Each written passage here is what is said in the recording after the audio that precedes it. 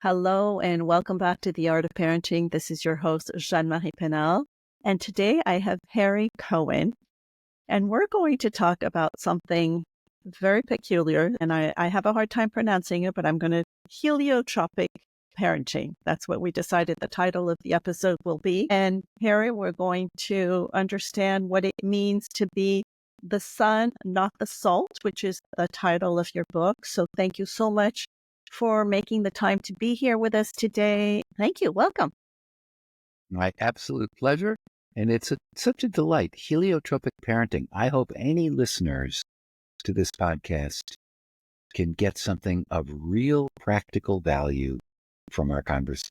Yes, I'm sure they will. I'm sure they will. I've loved your book, and it's wonderful. It seems like it's more, geared towards maybe people who want to get into business, self-development and all this. But I have found a lot of, in my journey of being a business owner kind of later in life and such, that a lot of the advice that we give business owners or head of companies, it all applies to parenting. So, well, I happen to agree with you. I've made a living with that mindset. I was a family therapist before I became an executive coach in corporate America. And I see the world through the lens of a parent. I'm a parent of 32-year-old fraternal twin boys, which means they're genetically different, but born at the same moment. But also in organizations, I see organizations as being run as, with an executive subsystem called, the parental units or the executive team, and how well the team functions together usually has a lot to do with how well the performance of the organization is. And in a family, there's no question about it. The more aligned the parental subsystems are, whomever they might be, the better the family is going to function. definitely. So I see the same thing. Yeah, definitely. Before we get started, because I got excited, but I always like to ask this first question as kind of an introduction. And that is having my guests define what the art of parenting means to them. So it's a great expression because it is an art. There is no science. There is no cookbook. There is no here's how you parent. The art of parenting is figuring out when to step in, when to step back, when to step aside, and what is the right thing to do for this purpose, for this person in this moment at their age and stage for this circumstance. That's the art. It is every single moment is what's the right thing to do here. And if you can do that, way to go. That's Right. the art of parenting. Right. Which sounds a little bit like a dance, right? When you say step in, step out, but also being able to pause, because if we're to know what to do, what's the best next thing to do, we need to pause and take a moment to reflect on. I'm nodding my head, rapidly because that's exactly right. Pausing to determine, wait a minute, what is the right thing to say or do or not say or not do? That takes a lot of presence and awareness and deep listening and being equal parts loving and demanding, equal parts loving and demanding. As a parent, how do I support, encourage, guide, govern and Right. help people make the right choices? Right. And not be in a reactive mode, which I think sometimes Correct. we can often be. I mean, whether in parenting or other things, right? We tend to take things personally and then react, and doesn't always help us do the right thing. So, In fact, it not only doesn't always help, it's a guaranteed lousy way to be. If you are reacting, you pretty much, unless you're grabbing the kid because there's a car coming by, it's probably not a good idea. Oftentimes, our own anxieties are driving us to do and say things. And it's really important to get out of the way, not let our ego be in charge, and really live to fight another day and say, I did that pretty well. I listened well in that conversation. I stopped her from doing something stupid, but I think I did it in the right way. Good. I mean, the real art of parenting is forgiving yourself and forgiving the imperfect children that you're trying to raise, Huh. and then try and do the next right thing. Right, right. That's so important. And I'd love if you could take a moment, Harry, to kind of introduce yourself to our listeners, to our viewers, a little bit about your background and how you came to do the work that you're doing and such. So I was, let's see, I got a psychology degree from Cornell. Then I went to University of Michigan, to get a social work degree. Then I went and got a PhD in social work and clinical psychology. Then I did family therapy before I had kids, which is a fascinating thing. Then I had kids, been married 44 years. I live in Ann Arbor, Michigan. I transitioned from family therapy in the early 90s to do executive coaching and training and culture change work in corporations. And then started doing specifically executive coaching, motivational speaking, opened a restaurant, did a TED Talk, wrote this book. And now my life's work is to spread all that I've learned, which I tried to compile into this little tiny booklet.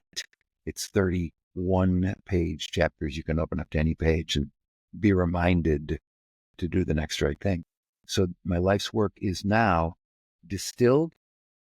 How do you be a good parent? How do you be a good leader? How do you be a good person? It's all interchangeable. It's the Yes. same thing. Yes. That's my story. Yes. And I love on your website, it says today is a good day to do good, which to me is so important in today's, any time, but I feel like Since the beginning of time. Exactly. So we need goodness all the time. we need goodness, just like fresh air and fresh water. We need goodness. And we, you and I, and anybody listening, can be a smidgen more good, the tiniest way. You don't need a 12-year course. You don't need to do anything other than, you know what? I'm going to try and hold the door today. I'm going to smile at a stranger. I'm going to do the tiniest expression of love or gratitude or compassion or kindness. And you know what? Everybody wins. So the tinier, the better. The smaller thing that we can do, the better. Even not doing something is victorious. I have two 32-year-old sons, and I was listening to one of my sons over the weekend who was having a very hard time making a career decision. It was a big decision to move out of the city, and he's getting married at the end of the year. And I did a great job of listening. He went back and forth 20 times. And what I did was listen. I'm so proud of myself for, not saying anything. Right. I said, listen, whatever you do, I'll support you. I think it's a great thing. I think you're thinking about this the right way. Yeah. No, it's true to just listen as opposed to always wanting to find a solution or to fix something or to think because somebody is sharing something that means that you need to have an answer to the situation, when no, all they need That's one of the most, I'm sorry interrupting you. No, That's one of the hugest things that we can learn as parents is, wait a minute, what? Should I step in or let him fall? Should I have an answer, a suggestion, or just be quiet and let them figure it out themselves? And I have learned that, again, the kids are different at different ages and stages, but I would err on the side of, what do you think you should do? Yes, and As that's the soon as best the question. age you can, yeah, what do you think would be the right thing to do? How come you chose that? Okay. Because we can just, well, why don't you just do that? Well, I don't know which one to do. Well, why don't you take your time and, I'll be here when you decide. I don't know Right. what to order from the menu. That's okay. We'll ask the server to come back. You take your time. Right. I Now remember. that Yeah. is you know? Yeah. No, I remember my mom, she would always tell me to do a pro and con list, Mhm, for bigger decisions of, mhm. and it's true. It helps you kind of, think through things. Harry, I would love if you could explain when you say heliotropic, what Yeah. does that mean and how does that apply to parenting since we said this was heliotropic parenting? In a nutshell, the heliotropic effect is the tendency for all living systems to be drawn to energy which sustains life, which is why a plant is drawn to the sun. It's because of its positive energy. The same is true with human beings. People are drawn to people who express the qualities of what a heliotropic person is, what they call a positive energizer. And it turns out these qualities are all the virtues that we already know and love about people. They're kind, they're authentic, they're vulnerable, they're thoughtful, they're considerate, they're honest, dependable, hardworking, trustworthy, all of the things that we love about humans. So heliotropic parenting is being your best self, a positive, energizing parent that the kid, whatever age, is energized by. I like being around my dad. I like being around my mom. I'm going to call my dad. I'm going to call my mom. I'm going to spend time with my mom and my dad because their energy is nourishing to me. Their energy. What do you mean? Well, I can feel they love me, but they are also demanding of me. Good. That's a good combo. They really push me, but they do it in a way that I can feel they want the best for me. Good. That's being a heliotropic parent. All of the virtues that we love about human beings that you want your children to be raised to express these wonderful qualities. That's our job, is to be those qualities as best we.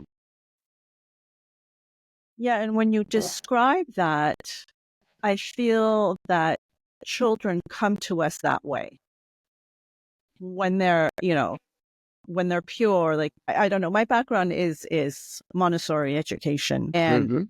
the kind of the work around how we set up our classrooms and how we are with the children is to really help them nourish all these qualities that are intrinsic in all of us You I you think are correct. gets weeded out of us as we grow older. So it's interesting that you're saying that that's who we need to be, for our children when, Yes, we excuse need me, to be that way. Yes. there's a lot of background noise going on. Is there something going on in your room? Yes. Let me just Okay. see if I can calm down that background noise. Done. Sorry, I was hearing. Yeah. That was my lovely wife of 44 years who was in the kitchen. Sorry. No, you're not sorry. We're all good. You don't need to be sorry. It was the tiniest noise, but the noise that you heard was that noise. So we're good. Yeah, because this microphone amplifies it, or your microphone amplifies. Um, so yes, getting back to this notion, the way you were describing how to be that positive energy Mhm. for our children, that I believe in my heart that children come to us that way, like that we all in our purest essence, we are kind and generous and curious and all of this, but it gets kind of taken away from us. And it's interesting that you're asking us now as adults to kind of revert to be that positive force. Yes, to be our best versions of ourselves, period. What does that look like? Everybody should know that. It's all of the wonderful ways that we already are when we're wonderful.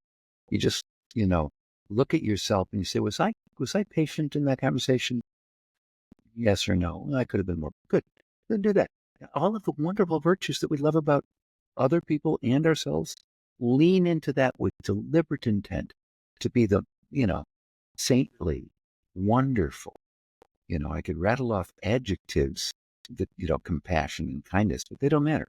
Right. I guess I'm wondering I mean, it's not how do we become that, but it sounds to me to be our best selves, we have to have our own needs met too, right? And I think for I don't parents, know if that's true. okay, I know what I'm saying by that is I can be my best self and be if I'm hungry, let's just use hunger as a need.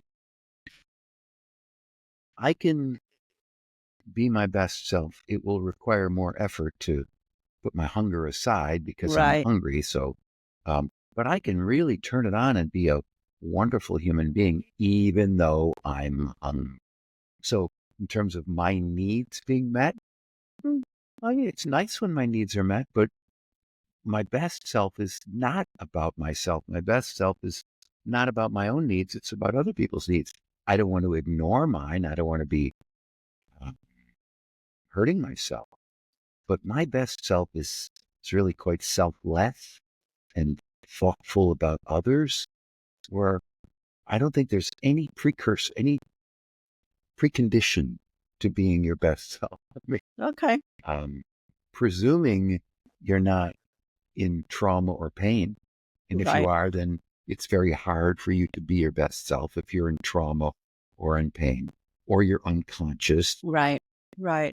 And how do you like help people who have maybe wavered off being their best selves, or they've maybe forgotten how to be their best selves, right? Take a Maybe tiny they, step. yeah, such Take a as, tiny step. Don't make, well, say good morning, say please and thank you. Say, how are you feeling? I mean, start with the very simple basics of how do you, how would you teach your child, pick an age, to be kind, respectful, thoughtful, take your dishes to the sink. It doesn't matter. I mean, say, get up, shake someone's hand, look them in the eye and say, hello, my name is. That's 101 stuff. That's Alexa. 6:15 every day, Alexa announces the weather. Sorry about that. it's okay. Um, so that's that's how you do it. Don't make it complicated. If you've you know how I haven't been my best self lately. Great. Be your best self right now. What would that look like? Do a kind deed. Like what? Can I get you something to eat? Well, that's nice. can I can I cook you dinner? Can I get you a glass of water? Isn't that lovely? Yeah, that's that's what you do. You start small and then do another one and then another one and then another one. You know, what do you do after you lose your temper? Regain your temper and say, I am sorry for losing my temper. Period. I Right. shouldn't have done that. And I want to apologize. Yeah. Period. Yeah. Not all the excuses. And then what would the nice, calm, collected person do now? Right. Right. Whatever is required in that moment. And then try your very best to do it again and do it again. And the next day you get up and do it again. The most important thing is to forgive yourself. Every single one of us, myself included, we could be a better parent forever. So what? Forgive yourself and do your very best and try it again. Give yourself a lot of credit. Give yourself grace. Give your kid grace, and and keep it really small and simple with tiny acts of kindness, compassion, love. You know, like love is a really powerful force. It comes in 1,000 forms.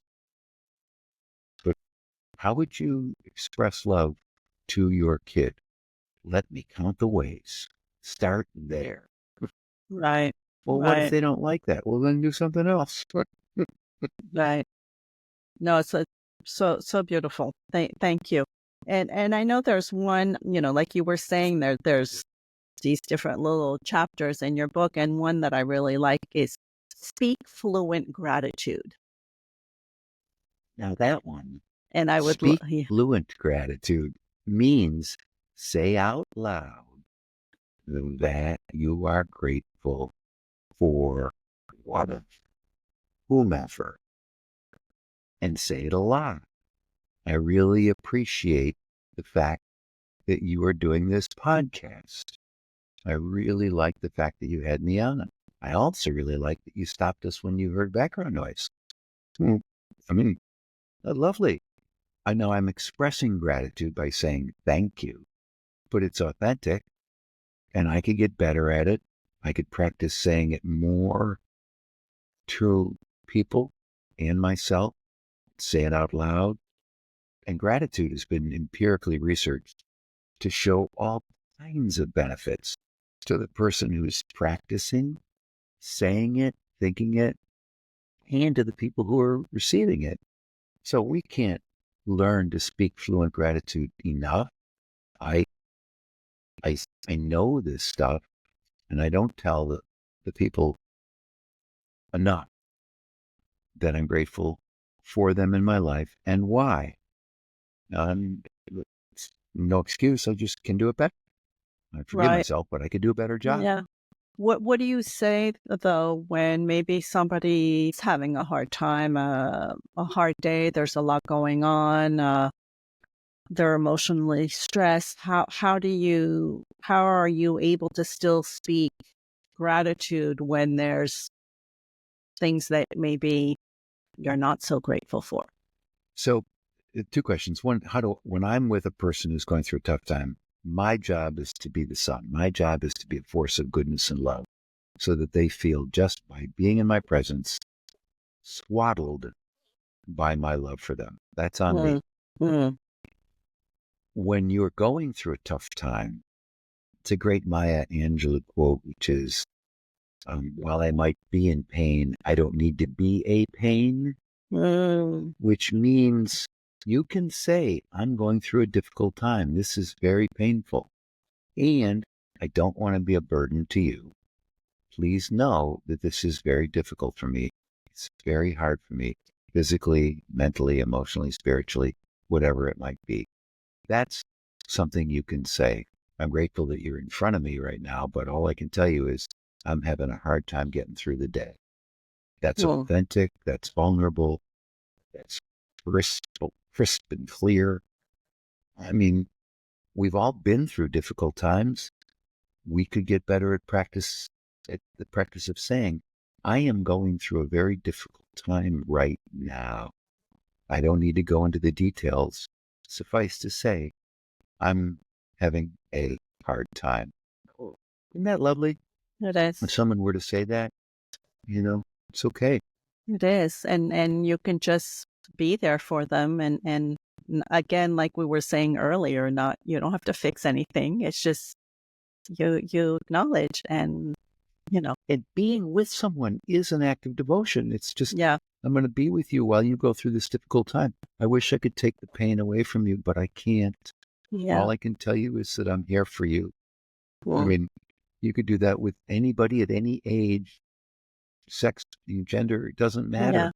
I yeah, want you to know I'm there for you. yeah. Period. You It can be. yeah. When you're talking, I don't know if you know this, but when I'm not recording podcasts, I'm a birth doula, which Mm. to me is about really loving humanity. And I'm always like in such, so grateful to and honored to be in the presence of uh, birth and a newborn and such. But it's true. It's just my presence. That's all I offer. Like that's, And how valuable is that? I've been aware of, and you just did it, we all do it, just your mm, presence. Just as a minimizing word, it's your presence. And isn't your presence worth a lot? I went and visited a friend in the hospital today. He's been there for 27 days. He's facing oh, an uncertain future. And my presence was my gift. He loved it. I didn't just be there. I made a deliberate effort see what I said, to just, to just right, be there with him. I just did it to be there with him. And my presence meant a lot, just like right, your presence means a lot in a birth setting. And parents, showing up, being there, just being there, be a phone, be a video, be a text. Hey man, want you to know I'm thinking about you. right, right. No, so important to be there. Another one of your saying is be your own best friend. So I think this takes me back to what I was earlier saying, that you need your needs met, but I don't think that's what Yeah. you mean in this one. No. It's different. Yeah. No, Yeah. be your best friend Yeah. means take care of yourself in all the ways that you would take care of a loved one. That means get good night's sleep. That means monitor what you put in your mind and your mouth. You know, what you read, what you cultivate in your head, what you watch on TV, what you follow on social media, in your media diet. Make sure you exercise. You know, these are things that are, being your own best friend. Watch what you say to yourself. Watch your self-talk. Watch the narrative that you have, the chatter in your head that says you're a no good Nick, Right. or you should be a better fill in the blank. Knock that off. That's not being a good friend.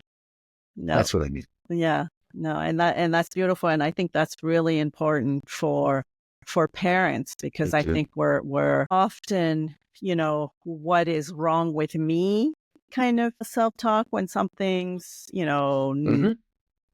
like they're not understanding why their child is reacting a certain way or such.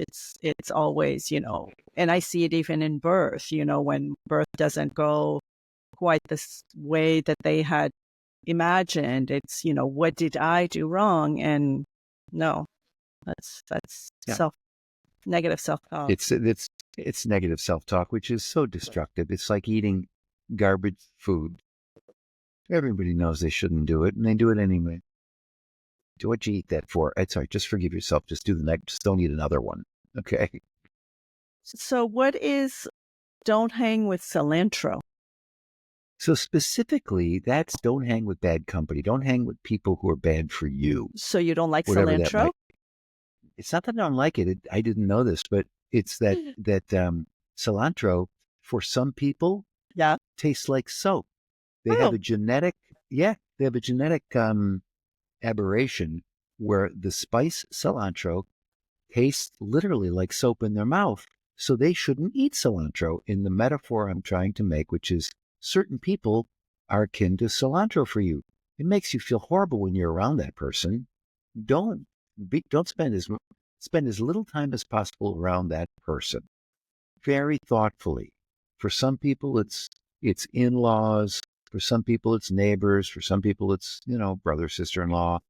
For some people, it's just people. It's like, yeah, no, that guy, he's terrible. I feel awful when I'm around him. Don't be around him. That's what I mean right. by don't hang with Yeah. cilantro. Yeah. And Protect your roots. yeah. And it's interesting because just the other day I was feeling a little guilty because I hadn't checked in on a certain neighbor. And then I remembered, no, the last time I did, I didn't feel that great. And, I made the effort and I said, so now I get it. Isn't that true? Definitely. Now you get it. And Yeah. that's exactly right. We say, wait a minute, I should check in that neighbor. No, you don't. You're good. You're fine. I'm good. Right. Right. Wonderful. So I would love if you said that you have two sons. One is about to get married. Is the other one already married or? Nope. The No. other one is Okay. dating, Okay. looking for a mate. So do you think that there are children in the future? Have they talked about that or? They both want to have children, Okay. but for those of us who are lucky enough to be parents, it's not always a guarantee that you can have children. Right. So Yes. I would love to have grandchildren. They would love to have children. It's not up to me, and it's not up to them. It has to do with the cosmic nature of life. Definitely. Now, I guess they can adopt if they can conceive, but anyway, they're not ready yet, but they want to have Right. kids. But I guess I just wanted to segue into if you had maybe advice or words of wisdom for maybe grandparents to be, which Oh, you yeah. might potentially be, right? Yeah, and I've Yeah. had great exposure to great grandparents. My Okay. in-laws Okay. are, let's see, of the ones, there's only one left of all of my two in-laws, and my parents, great grandparents. Wow. Now, what do I mean by that? respected boundaries really well. That's, first of all, they love them. That's huge. Kids could feel they love them.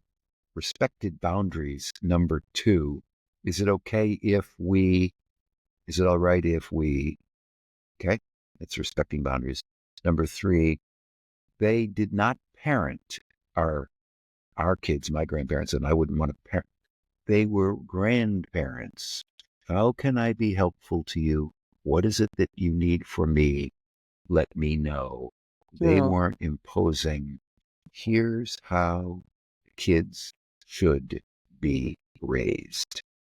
And we all have opinions about how kids should be raised, but it's their kids. Right. So So, I'm yeah, hoping that I'm a yeah, great grand.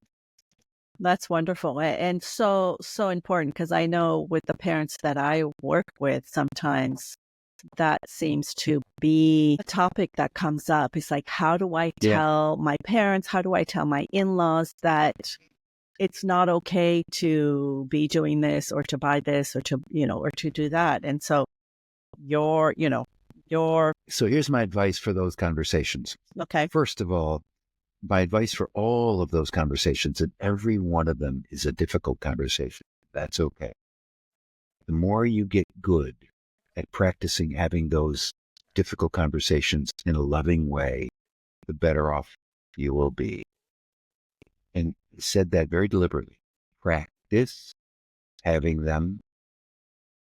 They're all difficult in a loving way. Mom, Dad, can I talk to you about something? This is not easy to talk about, but it's important. That's a little preamble, however you want to start it off. And then, you'll say whatever you're going to say, and they'll either go, okay, well, thanks. I didn't know that. I appreciate you telling me that. Oh, thank you so much for listening. This wasn't easy for me to say. I so appreciate the way you received it. Thank you. It's really great. You're such a great grandparent. This one little thing was hard for me to even bring up. Well, thank you. Don't feel bad about it. You can bring it up again. Good, because there'll be 50 more. So I would just say, don't shy away from the difficult conversation because you'll get better at it if you do it with love. That is beautiful, but sometimes that's maybe not easy if you have pushback or you have, but I Oops. raised you, but I know better, or, I'm your parent. I know. Look, I was a family therapist for years. We had hours and hours and hours of these conversations. Right. So how do you massage that loving conversation when you have kind of this resistance to, Huh? You're firm. It's the same rules for parenting, loving and demanding. Listen, I love you, but it's time to go to bed. No, I don't want to go to bed. I understand, but it's bedtime now. No, I don't want to. Well, how do you get your kid to go to sleep? Okay, same. How do you get your in-law or your mother or your father to fill in the blank? Not give them sugar, let them stay up on loving and demanding. You right, do what works. It's not formulaic. This is not formula. Here are the 6 things you need to do. There's no 6. Okay, that didn't work. Let's try this. You know what? Each time you take the kids, they come home very wound up. Looks like they're not getting enough sleep. We're going to have to, have you have a timeout. You're not going to get the kids until I'm making this up, but loving and demanding. You right.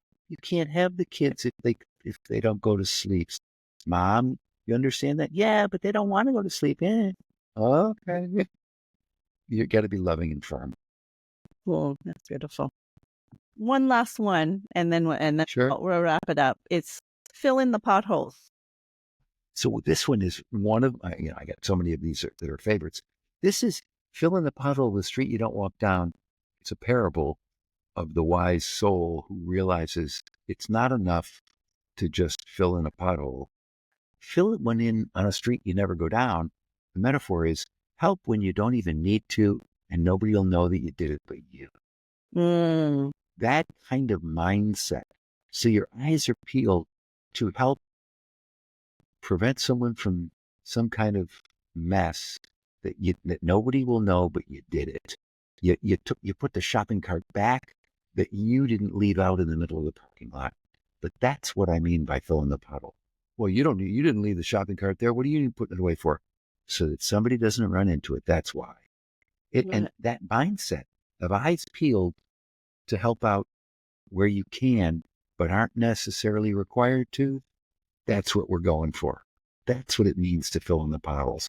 Like, I don't need to do this, but a lot of people will benefit from me doing it. So I'm gonna.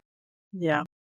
And it's also teaching us and our children that we do things that we're doing the right thing or we're doing a good thing, and not necessarily to get praise or to be told that that was a good thing. We're doing it because it makes us feel good and we know that it's going to help somebody else. So important. Exactly. Think about your kid watching you put away the shopping cart and go, why is he doing that? Because he's really thoughtful about the world, more than just himself or herself. Yeah. Isn't that lovely? Cool. Yeah.